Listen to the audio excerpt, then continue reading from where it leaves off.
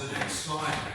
I always think of the example of probably 15, 20 years ago, people didn't have a very good referral pathway to get cancer symptoms checked out. It took a long time, Now we're down to that. If people are worried that, they have a 14-day period where they wait to see somebody. That's the period across the UK. So we want dementia to be treated very similarly, really. People to get that diagnosis, if there is one. Not everyone gets diagnosis when they use the dementia assessment service. We call it a pathway, but the first part of the pathway is to go and see your GP. That is key. Go and see your GP. Make an appointment. Go along with your loved one, or go along on your own. I've met a number of people recently who actually said, I'm going to go on my own. I don't feel right. My memory's not good. I'm doing things that I never used to do.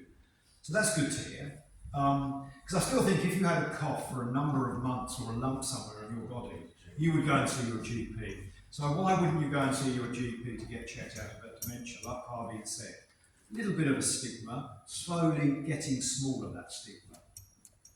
So if the GP feels just after a very short test there is a need to be referred on, they will refer you to the dementia assessment service.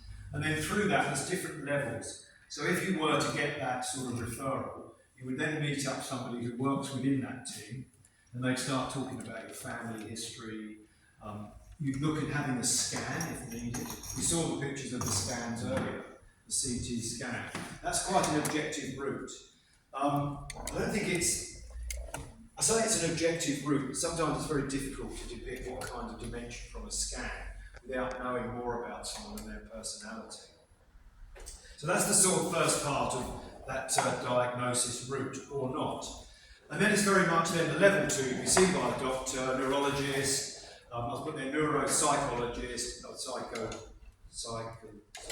is that right? I think it's the two of them together, isn't it? Neurologist, psychologist. But it's just looking all the time, are further tests needed to make sure we get the right diagnosis for this person. And then if medication is available, people take that. It doesn't cure it.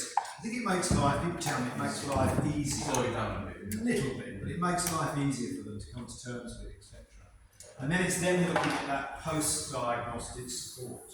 So one of my colleagues, Priya, who's from the Mauritius community, who's a Hindu, she worked with us, she's one of our dementia advisors.